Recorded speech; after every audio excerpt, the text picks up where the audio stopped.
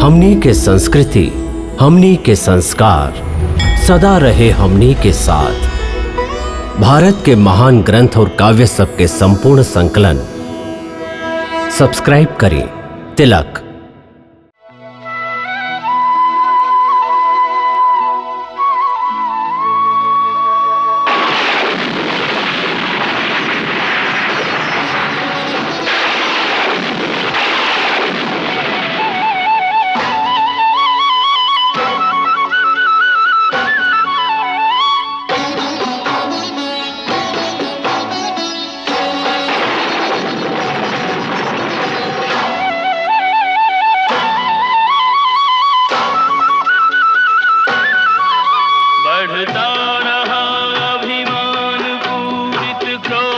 प्रतिपल इंद्र का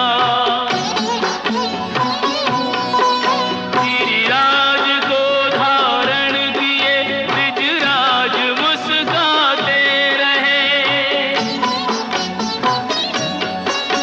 एक होड़ सी लगने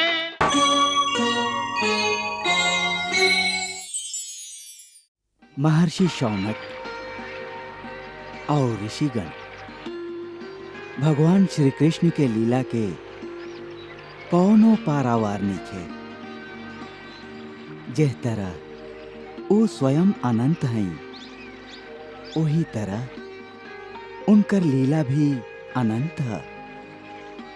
उनकर लीला के वर्णन करत करत जब शुकदेव मुनि भगवान के द्वारा गोवर्धन पर्वत के एक हाथ पर उठावे के कथा आरंभ करत ई कहलन कि ई लीला वहां के देवराज इंद्र के अहंकार भंग करे खातिर करे के पड़ल। त महाराज परीक्षित पूछलन, भगवान, देवता के राजा इंद्र त प्रभु के परम भक्त बाड़न, उनका अहंकार काहे हो गई? तब शुक मुनि अहंकार के शक्ति के व्याख्या एह तरह कैलन कि राजन, शास्त्र में 5 गो महादोष कहल जाला। काम, क्रोध, लोभ, मोह और अहंकार। पहले 4 दोष काम, क्रोध, लोभ और मोह ऐसन दोष है जे छिपैले ना छिप सकेला। जैसे ही मन में आवेला ओही क्षण दिखाई दे जाला। बाकी अहंकार ऐसन सूक्ष्म दोष है कि वो कब मन में प्रवेश कर जाला पता भी ना चलेला। स्वर्ग के राज्य अनंत वैभवशाली है।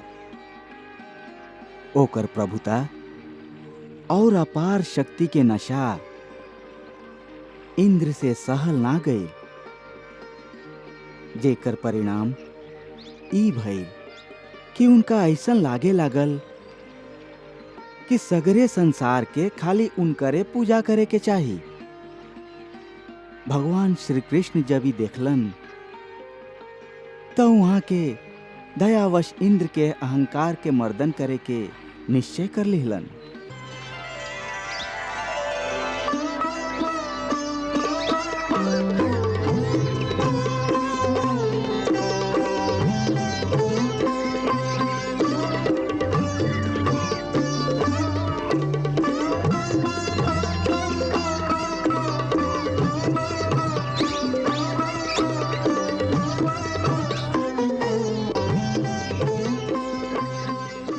बाबा, आज गोकुल में कौन उत्सव की तैयारी है?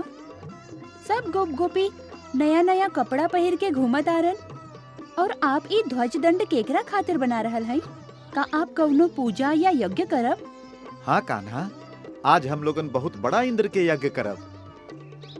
देवराज इंद्र के पूजा करे खातिर ही सगरे तैयारी हो रहल है। लल्ला, महामुनि अभिलाष के प्रणाम करा। कल्याण होके। देखा था हम कितना भाग्यशाली हैं। महामुनि आज के ही शुभ अवसर पर तीर्थ यात्रा पर जात समय हमार गांव से गुजरत रहन। हम इनका आग्रह करके आज यही में रोक लेनी और आज के इंद्र पूजा यहाँ के ही हाथ से संपन्न हुई। इंद्र के पूजा? हाँ, ये इंद्र हमार का करेलन बाबा, जेकरा खातिर आप उनकर पूजा करत हई? हम तो सुनले हई कि वो एगो विलासी देवता बाड़न, जे खाली राग रंग में घेराइल मौज मजा करत रहेलन। ना ना कान्हा, देवता खातिर ऐसा ना कहल जाला। देवता नाराज हो जालन। और फिर भगवान इंद्र तक देवता लोग के राजा बाड़न, वो बादल के भी स्वामी बाड़न। वो बादल जे पानी बरसावेलन और जौन पानी से अन्न पैदा होखेला और वही अन्न से हम सब आपन जीवन निर्वाह करीला। ऐसे बरसात के आवे से पहले हम ही पूजा करके उनका के प्रसन्न करीला। और यदि ए तरह उनकर पूजा ना कइल जाए तो जरूर देवता क्रोधित हो जाई हैं। क्रोध में आके का करी है? का करी है पूछा तारा? ई बादल के राजा इंद्र क्रोध में आ गईलन तो उनकर आज्ञा से ही सब सुंदर करिया बादल आकाश छोड़ के चल जाई हैं। ई वृंदावन एगो मरुभूमि होके पानी के एक एक बूंद खातिर तरसी। अनाज तो छोड़ा, घास के एगो तिनका तक ना उगी। जे ऐसे निर्दयी बाड़न, उनका भगवान कैसे कहल जाला? बाबा, भगवान तो उनका कहल जाला जे आपन भक्तन के भूल के क्षमा करे वाला होखस और जे दयालु होखस। हमके तो ई इंद्र भगवान ना लागेलन। उनकर पूजा कर, उनकर नाम के यज्ञ कर तो वर्षा करी है, ना कर तो बादल के हटा ली है। ये तो कौनो व्यापारी के लक्षण है, भगवान के ना।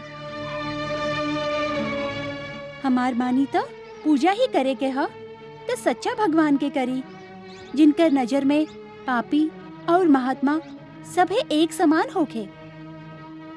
उनकर करुणा के बादल सभे पर समान रूप से बरसेला। वो अविनाशी भगवान की आराधना कर। ये सब बात ठीक है लल्ला, बाकी यदि भगवान इंद्र के क्रोध आ गई तो उनकर वज्र के एगो प्रहार से ही हम सभे के मृत्यु हो सकेला। ये बेकार के डर है बाबा। याद नहीं खे, गुरुदेव एक बार कहले रहन कि आपन आपन कर्म के अनुसार ही हर प्राणी के मृत्यु के समय निश्चित होखेला। ऐसे कौनो इंद्रविंद्र में ऐसन शक्ति नहीं खे कि निश्चित समय से पहले वो कौनो प्राणी के मार सकस बाबा।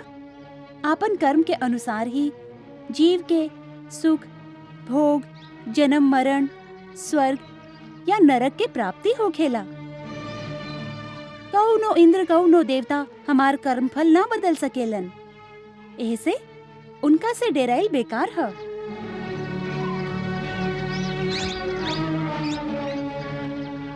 आप मुनिराज से पूछ ली ही। कहीं प्रभु आप ए बारे में आपन राय दी ही। हे नंद कुमार, हम तोहरे तर्क से सहमत हैं।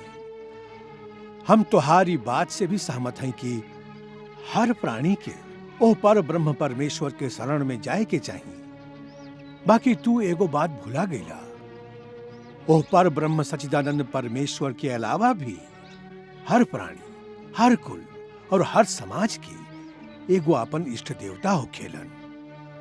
सांसारिक उन्नति और भौतिक कार्य के सिद्धि खातिर आपन आपन इष्ट देवता के पूजा करे के अनुमति शास्त्र भी देवेला। आप ठीक कहत हैं मुनिराज। बाकी इष्ट देव केकरा मानल जाई, ई प्रश्न के उत्तर दी ही। इष्ट देवता के बारे में शास्त्र के ऐसन राय बाकी जेकरा द्वारा मनुष्य के सांसारिक कार्य सिद्ध होखेला और ओकर रोजी रोटी आसानी से चलेला, वह ओकर इष्ट देवता होखेला। तब बस हम ग्वालन के रोजी रोटी चलावे वाली तो खाली गैया हैं। ऐसे हम लोग के इष्ट देवी तो खाली गौ माता के ही होके के चाहिए। ऐसे आज से यदि हम लोग के इष्ट देव के ही पूजा करे के हो तो हम लोग के इंद्र के यज्ञ छोड़ के गिरि यज्ञ और गो यज्ञ शुरू करे के चाहिए। ओकरे से हम लोगन के मनोरथ सफल होई। बाबा कहेलन कि हमार गैया सब कामधेनु सुरभि माई के संतान हैं, जिनकर अंग में सभी देवता के और उनकर चरण में सभी तीर्थन के वास है। उहे गौ माता के भरण पोषण करे वाला गिरिराज गोवर्धन वो स्वयं शालिग्राम स्वरूप ही बाड़न। उनकरे पूजा कर, यही से सबकर कल्याण होई। आहा, हे नंद कुमार, आज तू हमरा आंख से बहुत सारा पर्दा हटा देला। तू साच कहा तारा ब्रज कुमार। हमार पूज्य गुरुदेव भी आपन अंतिम समाधि से पहले हमके यह रहस्य बतौले रहन। गिरिराज गोवर्धन श्री हरि के वक्ष से प्रकट होके वाला स्वयं शालिग्राम स्वरूप ही बाड़न। ऐसे उनकर प्रदक्षिणा करे के विचार से आज हम यहाँ आइल हई। नंदराय जी, आपके चिरंजीवी भी वह रहस्य बतौलन।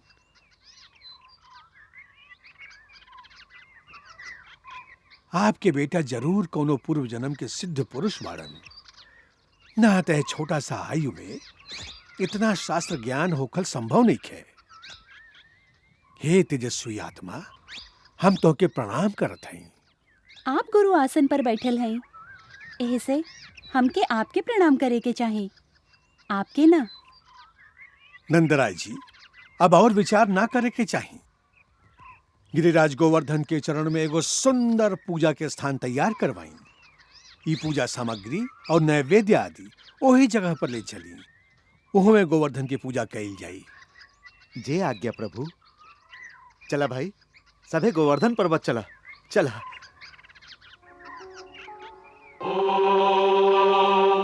अग्नये स्वाहा सोमाय स्वाहा रजस्थिते वै व्रजनिधे सूर्याय व्रजतीर्थं नक्षत्रे व्रजपूजितं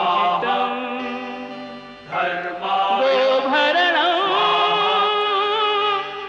गोवाश्रयं विष्णवे गोवर्धनं नमाम्यहम्। अनुमत्यै स्वाहा।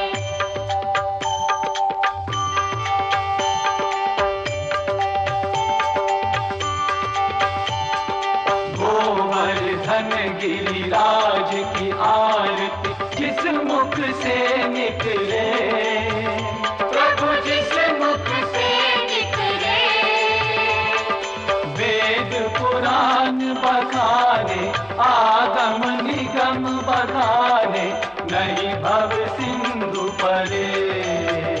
ओम जय गिरिराज हरे।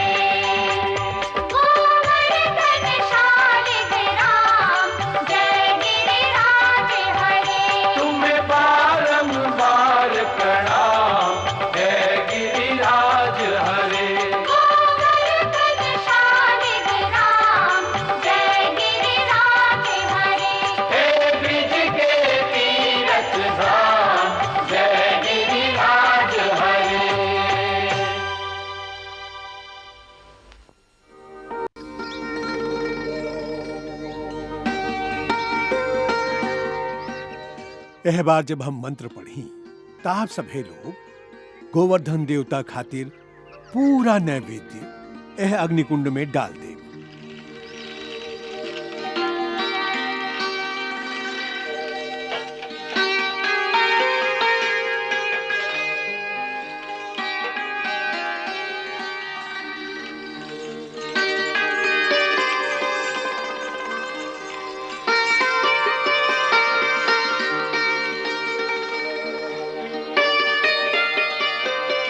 ॐ अग्नेनाग्नमयन्त देवास्थानि धर्माणि प्रथमन्यासन् देहनाकम्यमानः सञ्चत यत्र पूर्वे साध्या सन्ति देवा।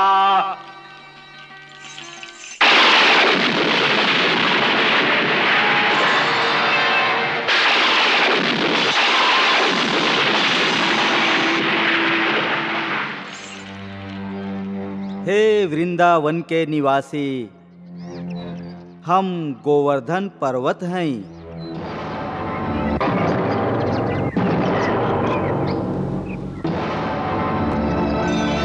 आप लोग डेराई मत, हम स्वयं गिरिराज गोवर्धन प्रसन्न होके आप लोगन के साक्षात दर्शन दे रहल हैं।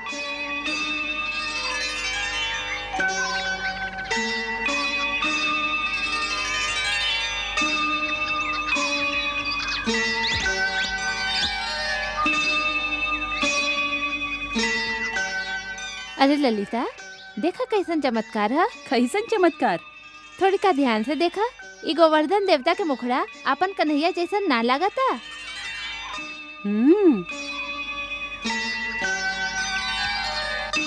लागत त बा, बाकी इनकर तो 4 गो भुजा बा। इहे तो चमत्कार है। तू तो पगला गई हो। वो देखा हमार कन्हैया तो हम लोगन के संगे बैठल बाड़न। माई यशोदा, माई रोहिणी, हे ग्वालिन सब, जब हम साक्षात स्वयं ही वहाँ तक आ गए हैं, तब ई नैवेद्य अग्नि कुंड द्वारा समर्पित करे के का जरूरत है? हम अपन हाथ से ही ग्रहण कर लेते हैं।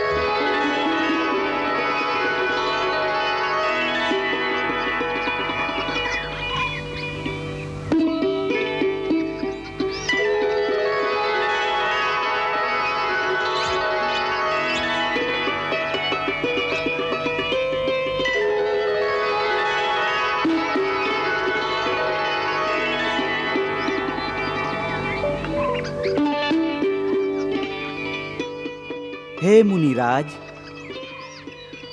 गिरिराज गोवर्धन के सबसे पहला पूजा करे के श्रेय आपके भाग्य में रहल। एकर फल स्वरूप आपके श्री हरि चरण में मुक्ति प्राप्त होई। हे ब्रिजवासी गण, आज तू लोगन के जन्म सफल हो गई। चारों ओरी जहाँ तक हमार पर्वत दिखाई देई, वहाँ तक के भूमि हमेशा खातिर हरल भरल और सुफला रही। हमार संपदा त सबके खातिर है। यह हम पर्वतन के आदर्श है और यह हमार संदेश भी है।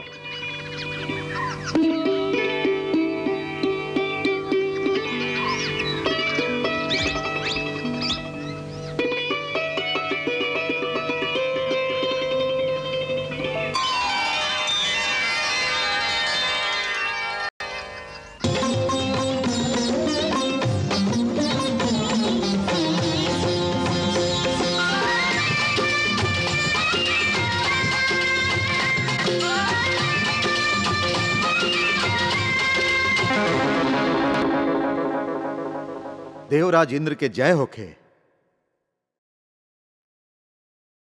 कहा ए समय अचानक आवे के कारण? क्षमा करी देवेंद्र, बाकी आप तक एगो सूचना पहुंचावल बहुत जरूरी रहे। सूचना? कैसन सूचना? प्रभु, एह बरिस से धरती पर आपके पूजा बंद कर दिहल गई था। का? धरती वालन हमार पूजा बंद कर दिहलन? ना, ई साँच ना हो सकेला। मृत्यु लोक में ई साहस केहू भी ना कर सकेला। बाकी सांच है महाराज। ई बरिस गोकुल वालन अपन यज्ञ में आपके और देवता लोग के हिस्सा ना दिहलन। ना,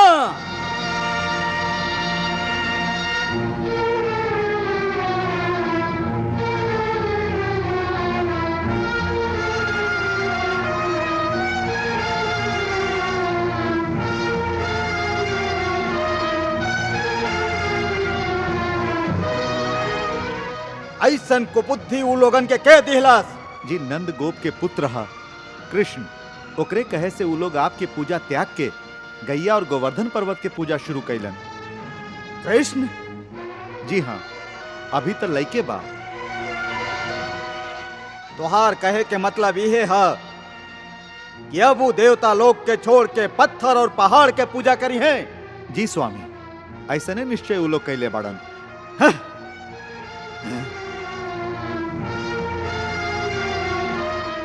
ई वन वन भटके वाला ग्वालन के इतना घमंड?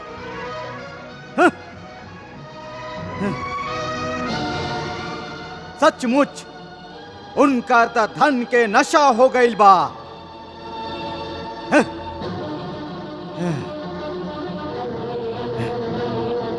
एकरा खातिर ऊ लोग के भयानक दंड भुगते के पड़ी। तू प्रलय करे वाला मेघ के नायक सामवर्तक मेघ के तुरंत हमरा सामने उपस्थित करा। जे आज्ञा।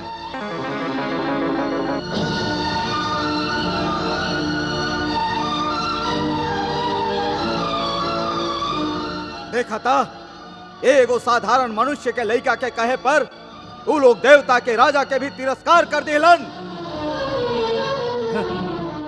बाकी स्वामी, आप तो कह ले रहे हैं कि कृष्ण के रूप में स्वयं भगवान जन्म ले ले हैं।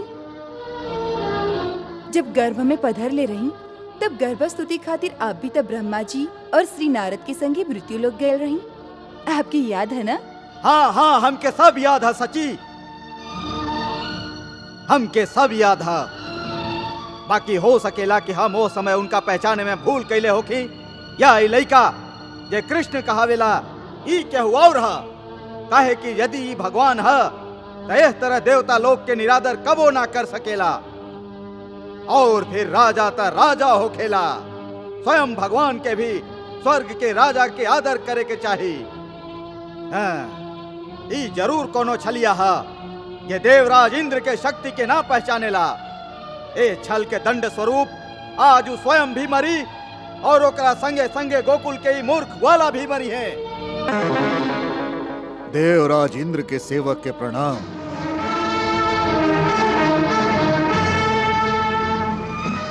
सामवर्तक, वृंदावन के यादव ग्वाला सब तोहार देवेश्वर इंद्र के अवहेलना कैले बाड़न।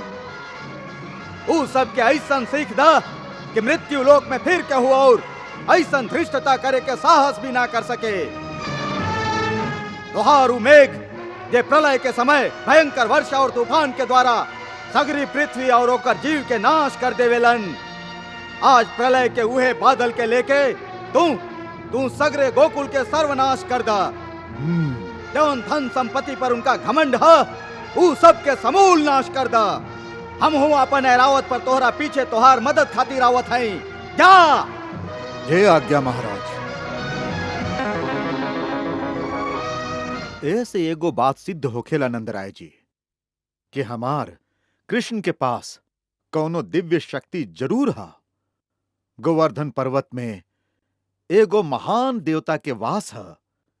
ये बात आज तक केहू न बतौलस और तौर स्वयं गुरुदेव भी बात ना बतौलन। बाकी कृष्ण त जैसे ओकरा प्रत्यक्ष देख लिहले होखे।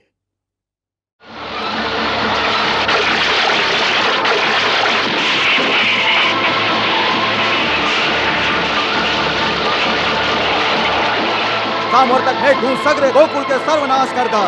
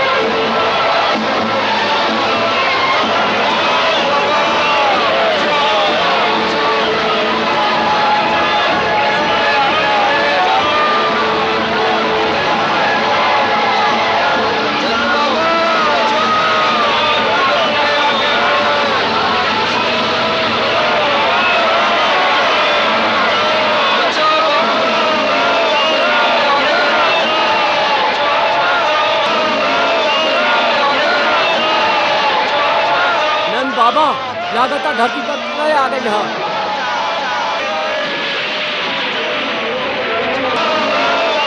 हाँ हाँ काका ये लोग ठीक कहा तारन। ये समय वहां से निकल गई ही ठीक नहीं।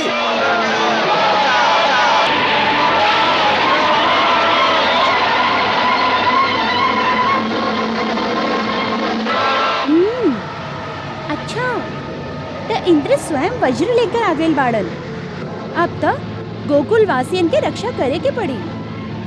तू ये सब रहे द कन्हैया, हम अभी जाके इंद्र के ही नाश कर देते हैं। ना दाऊ भैया, उनका नाश मत करी, उनकर अहंकार के नाश करेगा।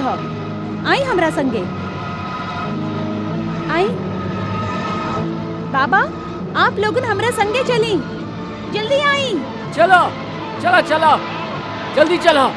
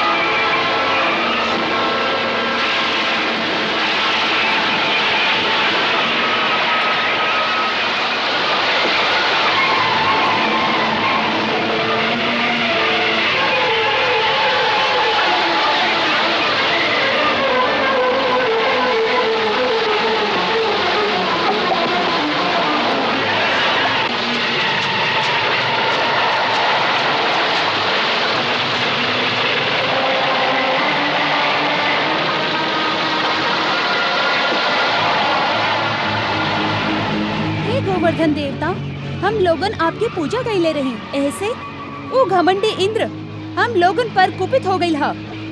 ऊ हमरा कारण नगर के सगरे गोकुल वासियन के भी एक संगे डुबा दिहल चाहता। अब एह समय हम आपके छत्र बना के सगरे गोकुल वासियन के आपके छाया में सुरक्षित कैल चाहत हई।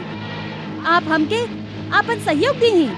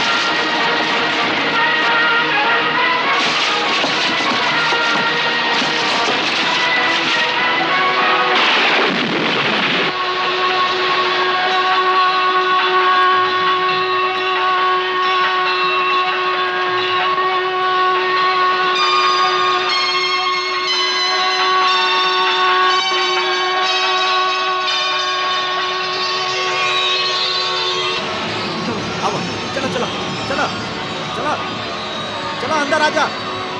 चला चला चला आवा आवा आवा आवा आवा आवा बाबा, अपन बैलगाड़ी अंदर ले आवा। आवा जल्दी आवा जल्दी आवा। चला आजा आवा आवा आवा चला चला चला जा चला जल्दी आवा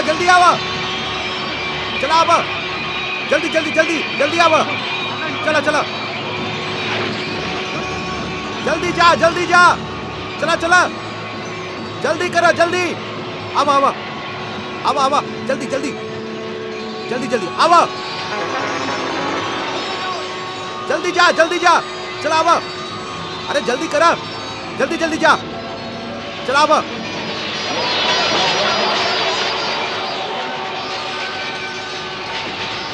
अच्छा भाई, बचाव हो गई।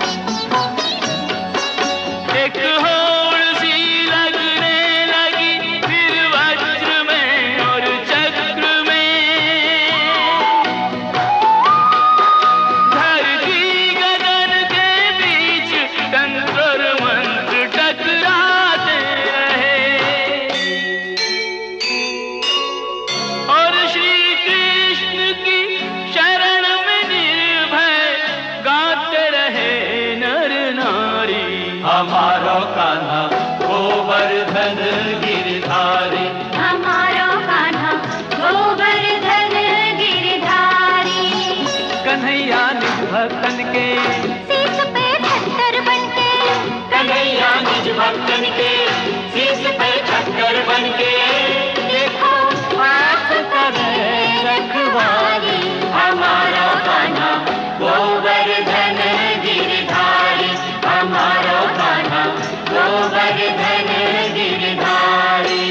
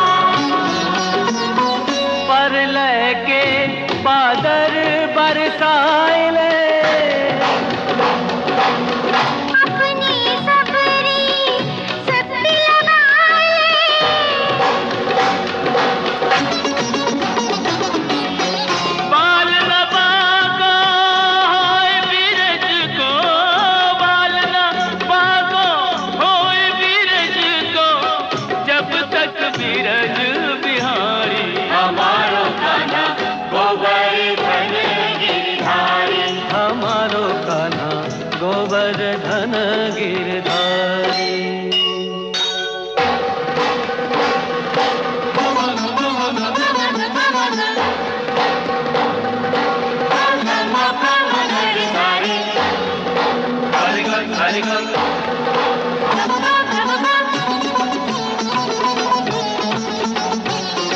जय जय गोवर्धन गिरधारी, जय जय गोवर्धन गिरधारी, जय जय गोवर्धन गिरधारी, जय जय गोवर्धन गिरधारी। तेरी लीला पे बलिहारी, तेरी लीला पे बलिहारी, तेरी लीला पे बलिहारी, तेरी लीला पे बलिहारी। जय जय चक्र सुदर्शन धारी, जय जय चक्र सुदर्शन धारी, जय जय गोवर्धन गिरधारी, जय जय गोवर्धन गिरधारी।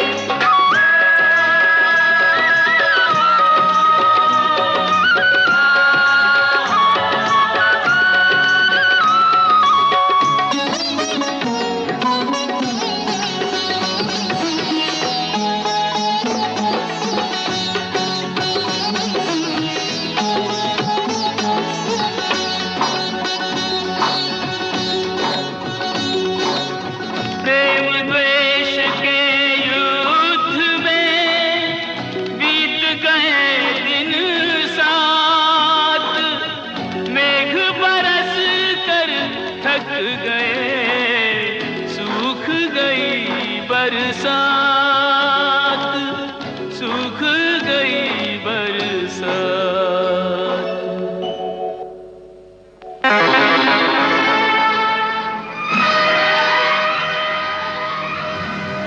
स्वामी, हमार भयंकर मेघ आपन जल के अंतिम बूंद भी बरसा देहलस। अब केहू के पास एक बूंद पानी भी ना रहल। बाकी हम इस छोट सा पहाड़ के एगो पत्थर भी ना हिला सकली। से तो हम देखते हैं सांवर्तक, तू जैसन वीरन के कारण आज देवराज इंद्र के भी पराजय के मुंह देखे के पड़ रहा। बाकी इंद्र धरती के ई क्षुद्र प्राणियन द्वारा कबो पराजित ना हो सकेला। अब हम अपन अमोघ वज्र के गुरु के द्वारा दिहल गईल मारक मंत्र से अभिमंत्रित करके ओकर ऐसन प्रयोग करत हई जेकर एक ही प्रहार से ई पहाड़ सहित सगरे गोकुलवासी क्षण भर में भस्म हो जाई हैं। ओम ह्रीं क्लीं चामुंडाय नमः।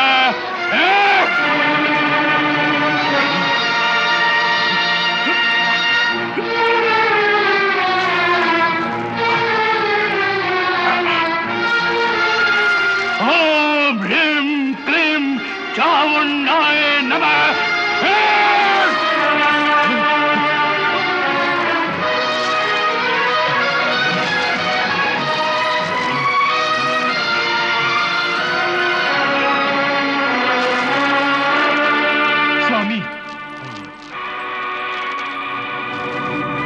स्वामी, स्वामी होश में आई।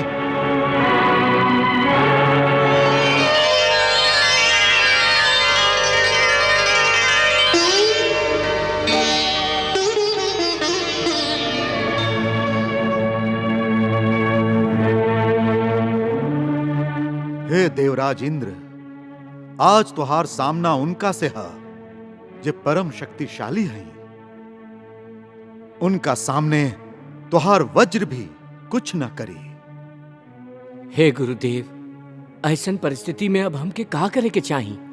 यह बतावे हम तोहरा पास आयल हैं कि ऐसन हालत में जहां शक्ति काम ना आवेला, उहाँ खाली भक्ति ही काम आवेला। ऐसे ई समय तू भगवान श्री हरि से युद्ध करे के बजाय उनकर शरण में जा। वह तुहार हार के जीत बना सकेलन। हे गुरुदेव, हम भूल के कारण जे बहुत बड़ा अपराध कैले हैं, का एकरा बाद भी ऊ हमरा पर प्रसन्न होई हैं? अवश्य। आज हम तोहके भगवान के प्रसन्न करे वाला एगो गोपनीय स्त्रोत प्रदान करत हैं, जे हमके महर्षि अंगिरा सिखौले रहन।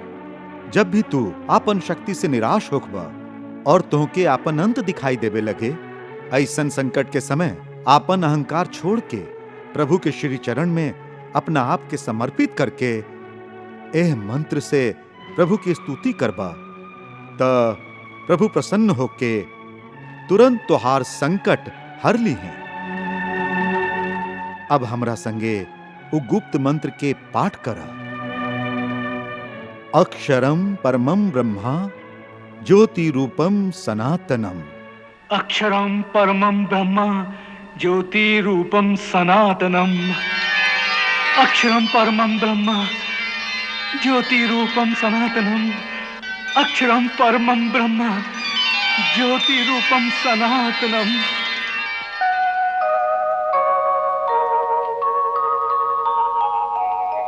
अक्षरं परमं ब्रह्म ज्योतिरूपं सनातनम्।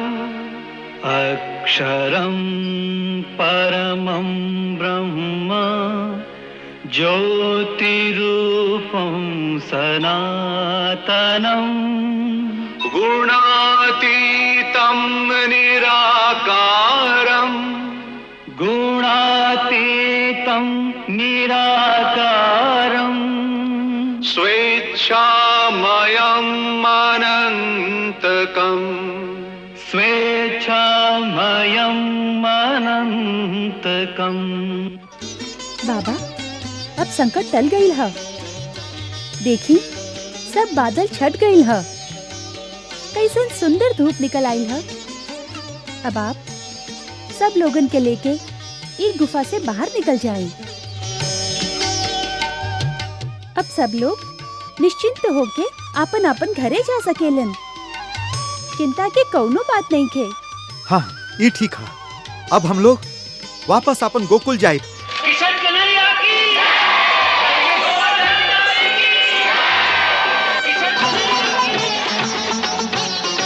जय जय गोवर्धन गिरधारी, जय जय गोवर्धन गिरधारी, जय जय गोवर्धन गिरधारी, जय जय गोवर्धन गिरधारी। तेरी लीला पे बलिहारी, तेरी लीला पे बलिहारी, तेरी लीला पे बलिहारी, तेरी लीला पे बलिहारी। जय जय चक्र सुदर्शन धारी, जय जय चक्र सुदर्शन धारी, जय जय गोवर्धन गिरधारी, जय जय गोवर्धन गिरधारी।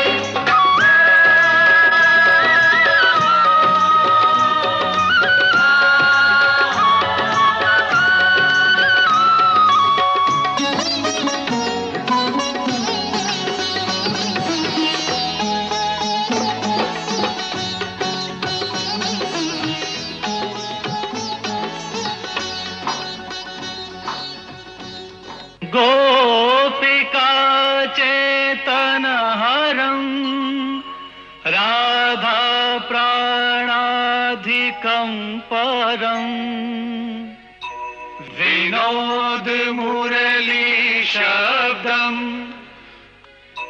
विनोद मुरली शब्दं कुर्वन्तं कौतुकेन च, कुर्वन्तं कौतुकेन च।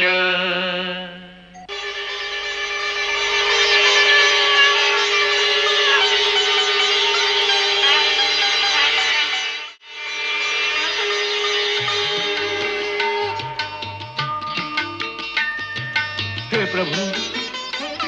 त्राहिमाम त्राहिमाम त्राहिमाम त्राहिमाम त्राहिमाम त्राहिमाम त्राहिमाम त्राहिमाम त्राहिमाम त्राहिमाम। रक्षा करी प्रभु, रक्षा करी। हे प्रभु, हे दीन दयाल, हमके क्षमा करी। हमरा से बहुत बड़ा भूल हो गई है प्रभु। हम आप अविनाशी ब्रह्म के एगो साधारण लइका समझ के ऐसन धृष्टता कैली। हमारी भूल क्षमा के लायक तो ना है प्रभु, बाकी शास्त्र आपके अकारण दयालु बतावेलन। ऐसे हे दया के सागर, हमरा किंचन के आपन दास समझ के क्षमा करी। हे महेंद्र, आप हमके ना पहचान ली, एकरा खातिर हम आपके दोषी ना मानीला, काहे कि ई त हमार माया के ही खेल है। वैसे तो हर छोट बड़ प्राणी के हृदय में हम स्वयं ही विराजमान हैं। फिर भी हमार योग माया सबके बुद्धि पर ऐसन पर्दा डाल दे बेली कि वो अपन हृदय में बैठल हमके ना देख के ए संसार के बाहरी दृश्य में ही भटकत रहेलन। ऐसे आपके ओह भूल के हम दोष ना मानेला। हाँ, आपके दूसर अपराध खातिर हम आपके जरूर दोषी मानत हैं। ऊ का प्रभु? देख, राजा होके के नाते प्रजा के भलाई खातिर जे आपके स्वयं करे के चाही, जे आपके धर्म है, राजा के कर्तव्य है, ओ कर्तव्य के पूरा करे खातिर आप लोगन के आपन पूजा करे के कहत हैं। एक अर्थ है कि आप आपन धर्म के पालन करे खातिर ए धरती के प्राणियन से पूजा के रिश्वत मांग रहल हैं। आपके इंद्र पद पर ऐसे स्थापित कइल गई है कि आप सगरी प्रजा के कल्याण करी। इंद्र लोकपाल हो खेलन, उनकर कर्तव्य है कि वो ठीक समय पर वर्षा करके ए धरती के उपजाऊ बनावे, जैसे अन्न, घास और वृक्ष की वृद्धि होके। बाकी तू ओकरा अपन कर्तव्य ना समझ के ओकरा अपन अधिकार समझ ले बाड़ा, जैसे तू जहवा चाहबा उहाँ वर्षा हुई, जहवा ना चाहबा उहाँ सूखा अकाल पड़ी। आपन अहंकार में आप ई भुला गईली कि हमार ई आज्ञा है। ब्रह्मा जितना भी प्राणियन के जन्म दे, धरती पर उतना प्राणियन के खाए पिए के और जीवन निर्वाह के प्रबंध ओकरा पहले कर दिहल जाए। ई ऊ प्राणियन के अधिकार है। बाकी आप जैसन स्वार्थी लोग प्रकृति के ओह विधान में हस्तक्षेप करके वो संपदा जे धरती से सभे प्राणियन खातिर पैदा होखेला, ओह पर आपन अधिकार समझ के प्रजा से ओकर कीमत मांगे लगेली। ई ऐसन अपराध है जेकरा खातिर आप क्षमा के योग्य नहीं की। हे पतित पावन परमेश्वर, आपके कहना एकदम साच है। हम शक्ति और पद के नशा में आपन कर्तव्य, आपन धर्म ही भुला गई रही। बाकी जे तरह एगो पिता आपन बेटा के योग्यता और अयोग्यता के ना देख के ओकर हर भूल के क्षमा कर देला, वही तरह हे प्रभु, आप आपन स्नेह से हमके क्षमा करी। काहे कि आप ही हमार गुरु, माता, पिता, भाई सब आई।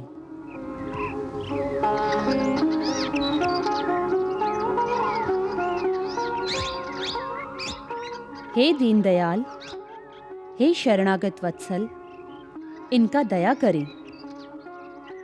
इनका एगो अज्ञानी लइका समझ के क्षमा कर दीही। सुरभि माई। हे कामधेनु माई, आपके प्रणाम है। दासी के माई कहेला, ये आपके भक्त वत्सलता है। फिर भी यदि माई के स्थान देहले बाड़ा, त माई के कहना मान के महेंद्र के क्षमा करता। इनका आपके माया ही भ्रमित कैले बा। जे आज्ञा। हे देवराज, सुरभि माई की कृपा से आप अपराध मुक्त हो गईली। आप धन्य हैं प्रभु, आप धन्य हैं। आपके कल्याण होके। हे गोवर्धनधारी, हे मायापति, आपके श्री चरण में एगो और प्रार्थना है, यदि आज्ञा होखे त निवेदन करी। कहीं का इच्छा है? प्रभु, पृथ्वी पर कुंती देवी के गर्भ से उत्पन्न भइल हमारे को बेटा है, ओकर नाम है अर्जुन। आप ओकरा अपन सेवा में स्वीकार करी प्रभु, वो हमेशा आपके आज्ञा में रही। पुत्र पिता के प्रतिनिधि होखेला, ऐसे हम समझब कि आप हमरे सेवा स्वीकार कैले हैं प्रभु। अर्जुन के रक्षा के उत्तरदायित्व तो हम आपके ही सौंपत हई। देवराज, हम ही जानत हई कि भरत के वंश में अर्जुन आपके अंश से अवतार ले हा। ऐसे आप निश्चिंत रही, हम वचन देत हई कि पृथ्वी पर जब तक हम रहब अर्जुन के युद्ध में केहू भी हरा ना सकी। अब आप निश्चिंत होके आपन लोक में प्रसन्नता पूर्वक लौट जाएं। आपके जय होखे प्रभु। थोड़ी का ठहरी सुरपति। हे सच्चिदानंद स्वरूप श्री कृष्ण, आज आप इंद्र के क्रोध से हम गैयन के रक्षा कैली। ऐसे आपके रक्षक के रूप में पाके आज हम सब गैया सनाथ हो गईली। हे मधुसूदन, इंद्र भले ही त्रिलोक के इंद्र भइल करें, बाकी आज से हम गैयन के इंद्र तो आप ही हैं। ऐसे ब्रह्मा जी आदेश दिले हैं कि हम आपके गैयन के इंद्र पद पर अभिषेक करें। वहाँ के ये भी कहले हैं कि यह अभिषेक के समय आपके राज तिलक स्वयं इंद्र के ही हाथ से किहल जाए त उचित होई। हे माई, हम एकरा अपन सौभाग्य समझब। हे रावत, अपन सूंड से आकाश गंगा के जल लेके आवा, जिससे प्रभु के अभिषेक कल जाए।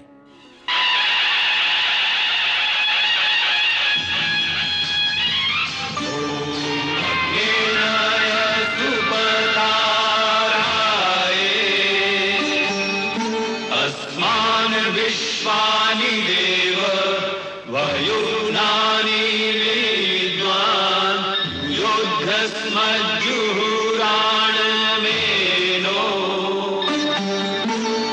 भूयिष्ठान्ते नमः उक्तिं विधेम। ॐ स्वस्ति न इन्द्रो वृधश्रवाः स्वस्ति न पूषा विश्ववेदाः स्वस्ति नस्तारक्षो अरिष्टनेमि स्वस्ति नो बृहस्पतिर्दधातु। ॐ द्यौः शान्तिरन्तरिक्षगुं शान्तिः पृथिवी शान्तिरापः शान्तिरोषधयः शान्तिः। भगवान, आज से आपके नया नाम गोविंद भाई। जय गोविंद। जय गोविंद, जय गोविंद, जय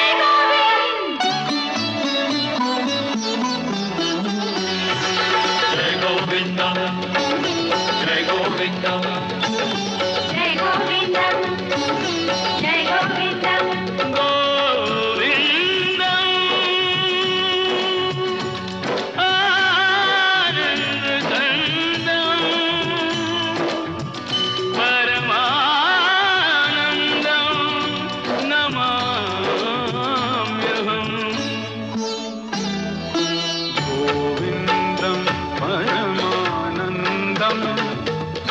चंदन नमाम्यहम् गोविंदं